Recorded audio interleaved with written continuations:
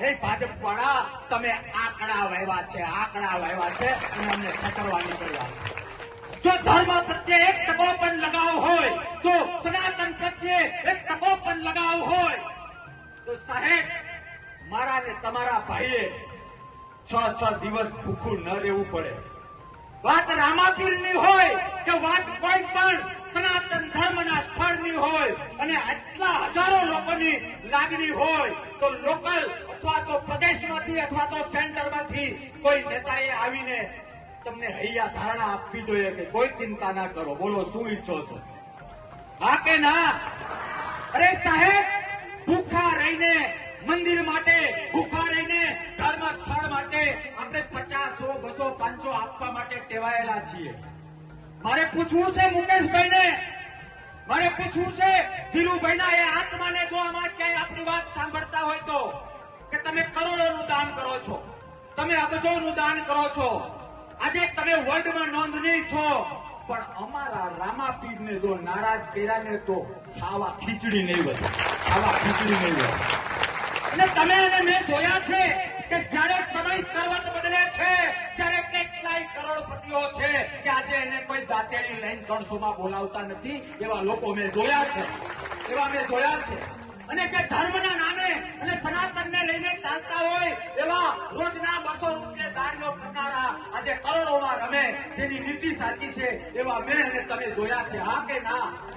એટલે મારે સરકારને તો કેવું છે, સાથે સાથે અંબાણી પરિવારને 2 હાથ અને ત્રીજું માથું જોડીને વિનંતી કરવી છે કે આ ધરાની હવા તમે ખાઈ રહ્યા છો અને રામાપીરનું મંદિર અને મંદિરને માનનારો આ હજારોની સંખ્યાનો વર્ગ એક પોકાર કરે છે।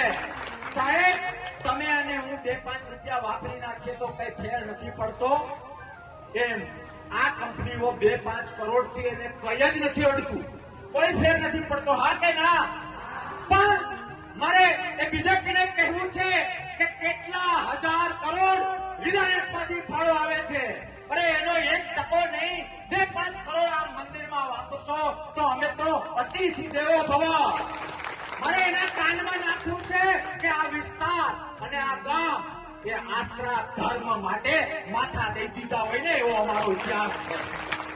જેને અમારા ગામ માટે, જેને ધર્મ સ્થળો માટે, જેને સનાતનના શાસ્ત્રો, સનાતન માટે કંઈક કર્યું હોય એના માટે માત્ર વાતો નહીં, આપણો ઇતિહાસ તાકાતથી પોકારીને કહે છે કે આશરા ધર્મ માટે આપણે માથા આપેલા છે, હા કે ના? આ અહેસાસ એક ધર્મના નામે અધર્મ કરનાર ભાજપને મારે પહોંચાડવો છે। આ અહેસાસ એ કરોડોના દાન આપતી કંપનીને મારે પહોંચાડવો છે કે એક વખત રામાપીરના નામે ગામ જેમ માંગે છે એ આપીને તો જોવો, તમારી 10 પેઢીમાં તમારું સન્માન નહીં થયું હોય ને એવું સન્માન કરવા માટે અમે કહેવાયેલા છે। ફરીથી કહું છું, એક રેજો, તમારો વિજય નિશ્ચિત છે એ લખી રાખજો। હું મારા નાભિશ્વાસથી કહું છું, એક રેજો કંપની, અને જ્યારે વાત આ સરકારની હોય, આ સરકારની વાત કરીએ એટલે ક્યાંક ને ક્યાંક એવા પ્રશ્નો થાય।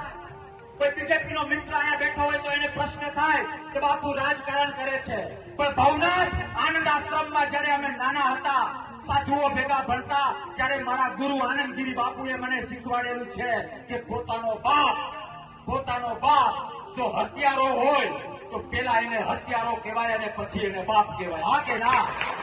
એમ કદાચ આપણી પાર્ટી, આપણા વિસ્તારનો કોઈ મોટો વેપારી કેટલો પણ મહાન હોય અને જો આપણે એમાં માનતા હોઈએ તો એના વખાણ કરવામાં કઈ વાંધો નથી, પણ રામાપીર જેવી પવિત્ર એક સનાતન ધર્મની કોઈ પણ સ્થળમાં ગામ અને હજારો લોકો જ્યારે 5-25 કરોડનું કંઈક માંગતા હોય અને આના કરીએ ને, તો હું નાનો હતો ત્યારે મારા પપ્પા, ડેડી, બાપુજી, અમે બાપા કહેતા, એ અમને બેસાડીને એવું શીખવાડતા। અમે એને કહેતા કે બાપા આપણા ગામમાં પેલો વ્યક્તિ અથવા તો આપણા બાજુના ગામનો ઓલો વ્યક્તિ એ બહુ સાહુકાર છે, ત્યારે બાપા એવું કહેતા કે સૌથી વધુ ગરીબ એ છે, કોઈ દી ક્યાંય 5 રૂપિયા લખાવતો ના હોય ને, એ 100 વીઘાનો હોય ને તો આપણે એને વહવાયું ગણીએ છીએ, હા કે ના?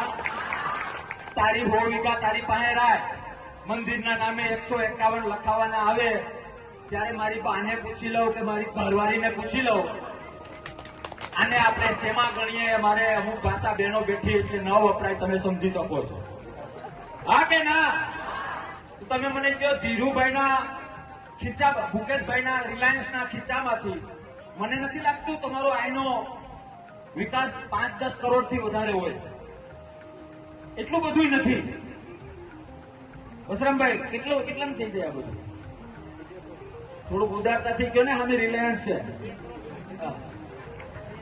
આ 2 કરોડમાં હું સહમત નથી.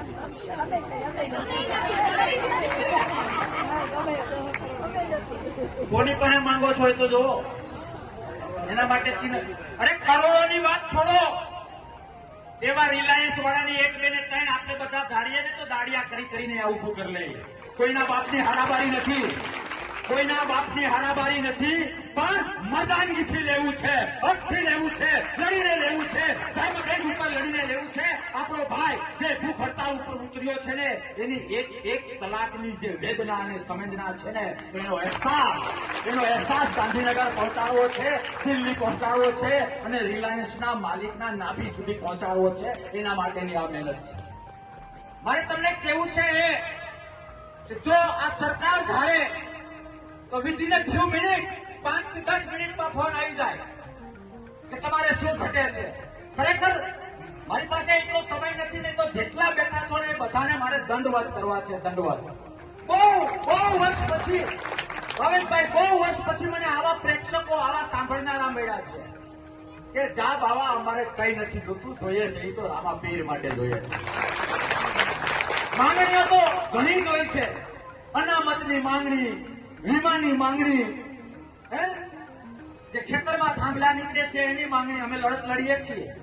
એમાં અમે તાકાતથી પૈનમાં અમને આવે છે. પણ આજે મને સમર્પણ લાગે છે કે ખરેખર તમને બધાને ધન્યવાદ છે કે એક રામાપીરની જગ્યા માટે એ ભેંસ ધોવા હે તો ધોવા હે, ગાય ધોવા હે તો ધોવા હે, નિંદામણ